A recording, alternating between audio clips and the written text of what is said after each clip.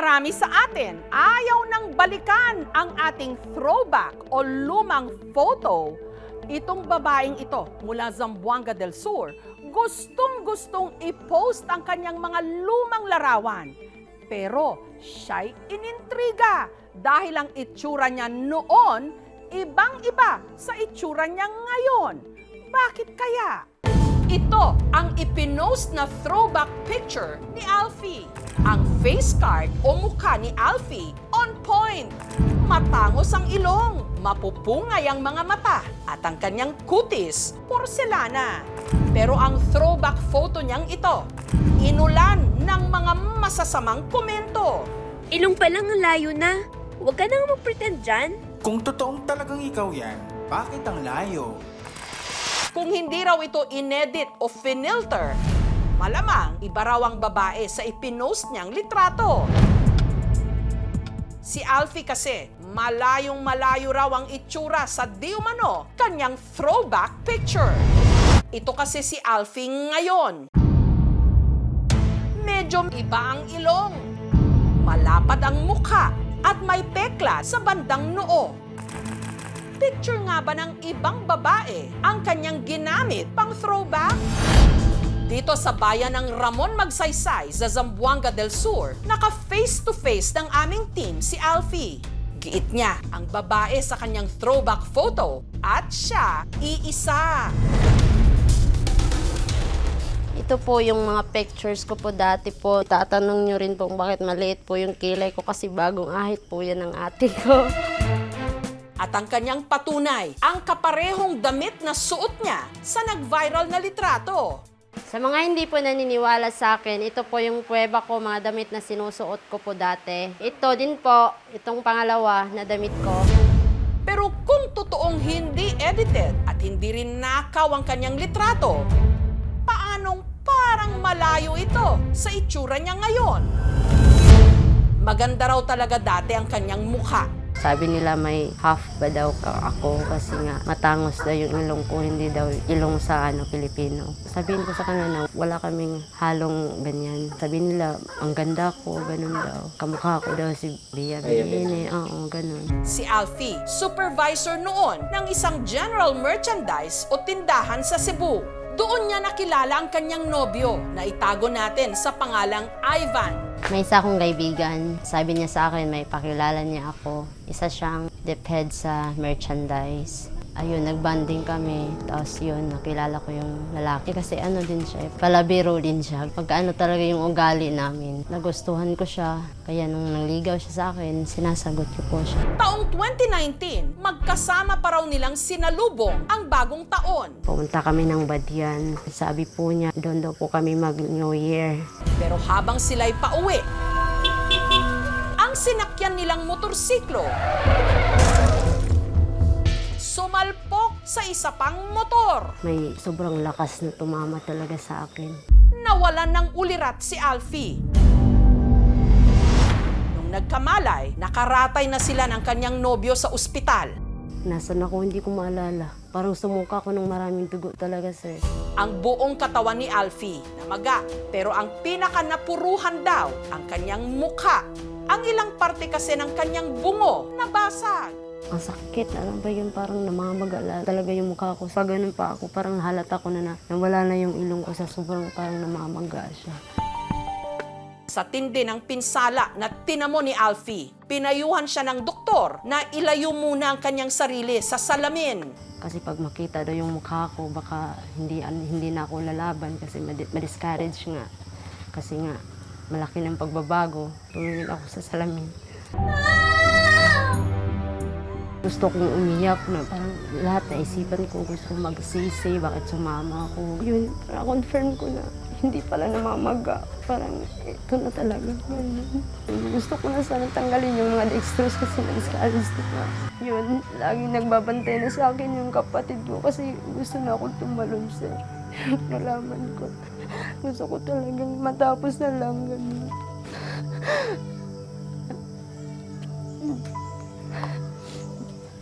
Pero ang isa pa raw sa ikinasasama ng loob niya, ang paratang ng iba na ang nangyari sa kanya, karma. Ang nobyo kasi niya nakasama niyang naaksidente.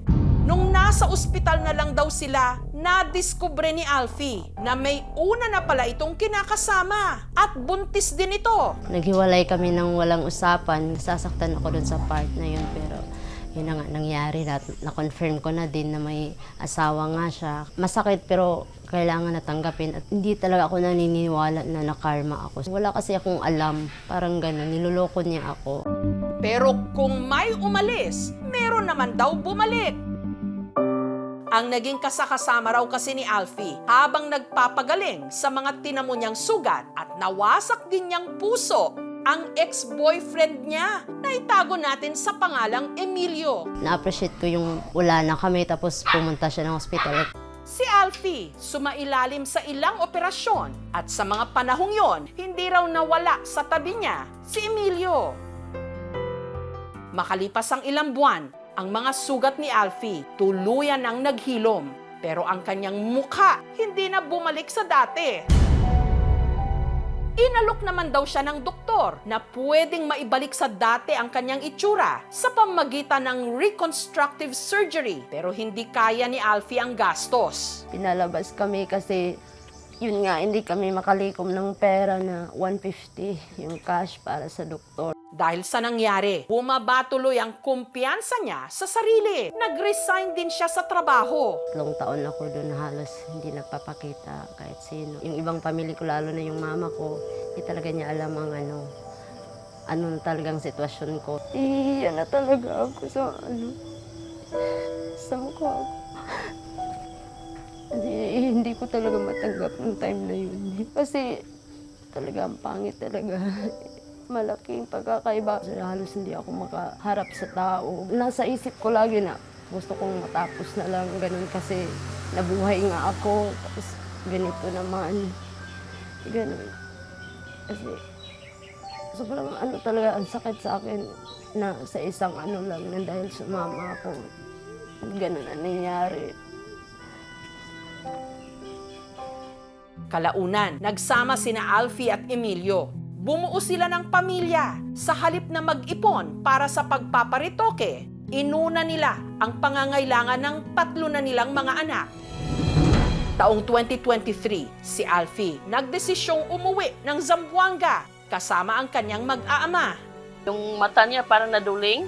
Iba na talaga yung mukha niya. Hindi ko masabi sa kanya na pangit ko na talaga. Sa hinihilak na po ko ay siguro makakita ko sa iyang dagoy sa dalaga pa siya. Dili ko kadawat ba nga naingon ana ko mabakoy na po nako. Bahala na naingon ana ni mong dagway aloy basta naluwas na yun imong kinabuhi. Naramdaman ko talaga na hindi siya maniwala sa ako na yung sa harap niya. Nag-hug na kami, ganun. Parang na-confirm niya ako na talaga. Kung kailan unti-unti nang binubuo ni Alfie ang kanyang buhay at sarili matapos ang aksidente, saka naman daw ang mister niyang si Emilio nawala na parang bula. Nung matagal na binablock na niya kami, sir, para hindi ko siya makontak. Pag nangangailangan kami, lalo na pag may sakit yung mga bata, kumukontak ako dun sa kapatid niya. Si Alfie tumutok na lang sa mga tungkulin niya bilang ina at mag-isang itinaguyod ang kanyang mga anak sa pamamagitan ng paggawa ng videos online. French fries. French fries. Fit din sa akin kasi nasa bahay lang ako, nagbabantay ng mga anak ko. Nung una, ilang daw siyang magpakita ng mukha. Lagi na ako nang susuot ng mask. Ayokong may mga taong may sabi nila sa akin na tanggalin mo yung mask mo, tingnan natin yung mukha ko. Hindi nga ako nagpapakita kasi yun nga, parang makita mo talaga sa mukha niya, parang matawa sila, ganun. Hanggang naglakas loob siyang ipakita kung sino siya. Hello guys, mayong to. Ako mga kauban, walain, antulo. Mula kami mag-meeting mi sa amuang purok. Sige, bye! Nasasawa na rin ako na lagi nagtatago. Kinunan ko na lang ng lakas ang mga anak ko. Hanggang ipinost na niya ang kanyang throwback photo na inulan na nga ng pambabatikos. Sabi nila, sir, na palaka daw ako. Pangit ka. Wala talaga akong maisip na may nagawa akong malaking kasalanan kay Lord. Pinipray ko pa rin hanggang ngayon po na sana maibalik po yung dating ako. Hindi po yan nawawala sa prayer ko, pero kung hindi naman talaga ibibigay ni Lord, tanggap ko naman po sa sarili ko. Kaya sinamahan siya ng aming team sa isang surgeon. Pero may pag-asa pa bang maibalik sa dati ang kanyang mukha? 100% hindi niya talaga maibabalik sa dati. But we can improve, we can augment, and we can enhance the current facial structures of the patient. Yung una nating pwedeng gawin is to augment yung nose niya, which is yun yung primary concern ng pasyente. We can do a rhinoplasty. Another procedure would be kumukuha ng autologous fat from a donor site, which is the stomach or the thigh or the arms, tapos ito transplant siya, no? Or ito transfer siya sa face ng pasyente to volumize yung mid-face niya.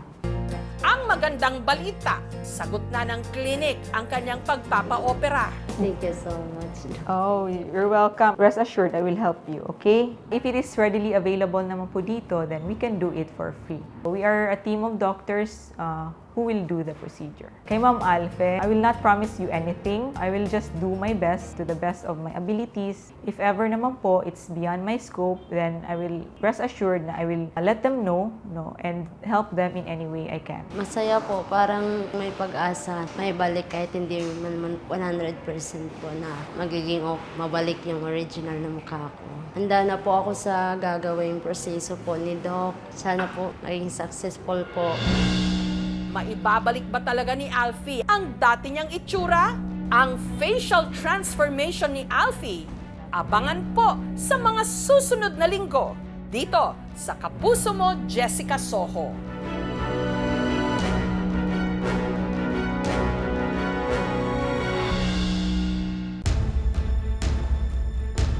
Haba ng hair ng lola sa Cebu na di umano pinag-aagawan ng 3 mga lalaki. Headline kamakailan sa Cebu. 3 lalaki na aresto at nakulong matapos nilang magkagulo dahil lahat daw sila nag-agawan sa puso ng isang 54 anyos na babae. Nagambol na yung 3. Bumunod siya ng armas niya. Nagsisilo dahil na-inlove siya doon sa babae. May asim pa talaga si nanay kasi pinag-aagawan pa. Sobrang Latina si auntie namin, oy! Mga boys, nag-iisa lang ba ang babae dyan sa lugar nyo? Ba't halos magpatayan kayo?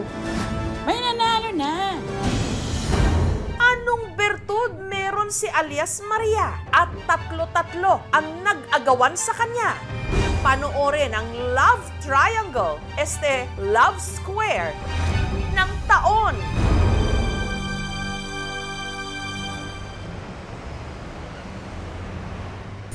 Nagsimula raw ang lahat nung nagkayayaang mag-inuman ang tricycle driver na si Adam, hindi niya tunay na pangalan, 37 anyos, at ang kanyang close friend na si Maria. Dati na namin kaibigan. Kapitbahay ba? Barkada.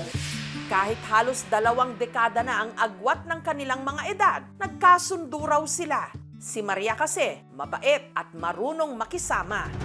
Si Adam, niyaya rin sa inuman nila ni Maria. Ang mga kaibigan niyang sina Christian at Ferdy, hindi rin nila mga tunay na pangalan. Close lang kami. Ganyan lagi kami. Kapag may pera, mag-inuman kami.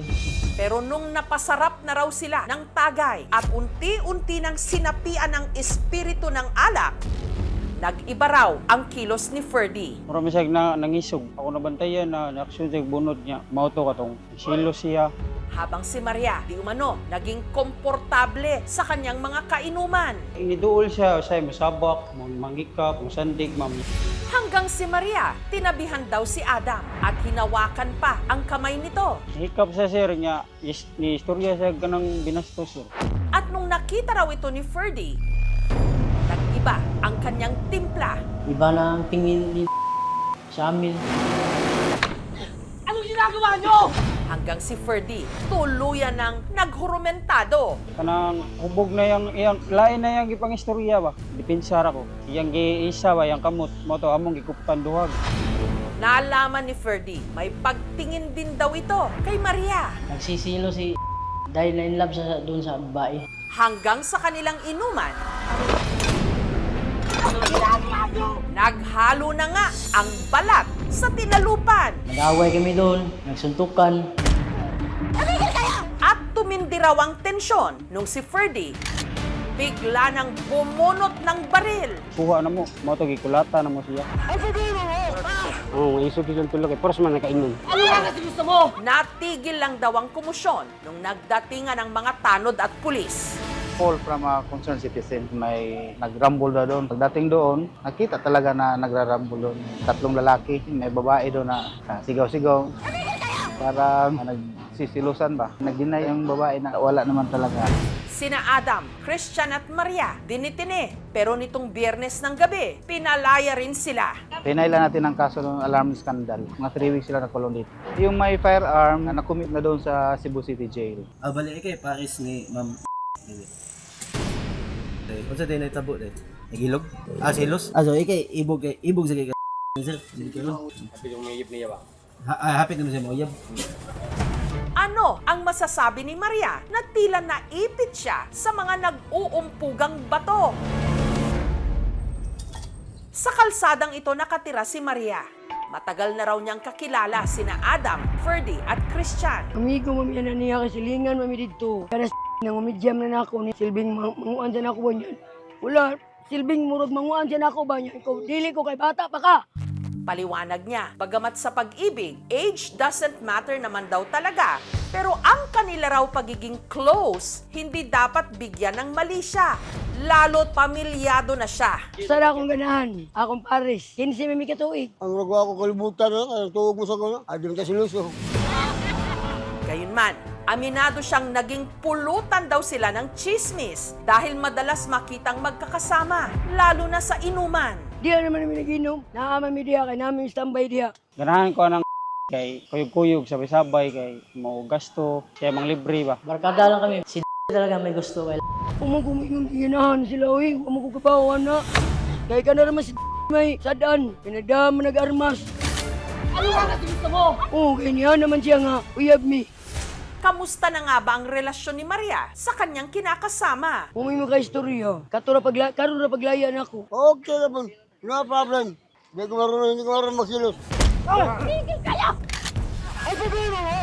Ano nga kasi gusto mo? Kung gusto mo walang problema, gusto mo na matahimik, you have to get out from this situation. And then you have to choose somewhat kayo compatible. Kausapin mo sila isa-isa para walang trouble. If you want to protekta ba niyo yung unit sa family, para mga bata maprotektahan din nila, you have to go back sila sa values nila sa family. Lahat tayo naghahangad ng pag-ibig na handa tayong ipaglaban. Pero hindi naman yung pagmamahal na hahantong sa gulo. Anong ginagawa nyo?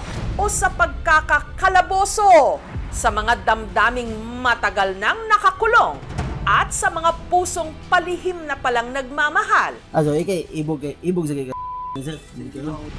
Sana matutuhan nating magparaya dahil minsan ang tunay na pag-ibig may kakayahang bumitaw para tuluyang makalaya. Thank you for watching, mga kapuso. Kung nagustuhan niyo po ang videong ito, subscribe na sa GMA Public Affairs YouTube channel. And don't forget to hit the bell button for our latest updates.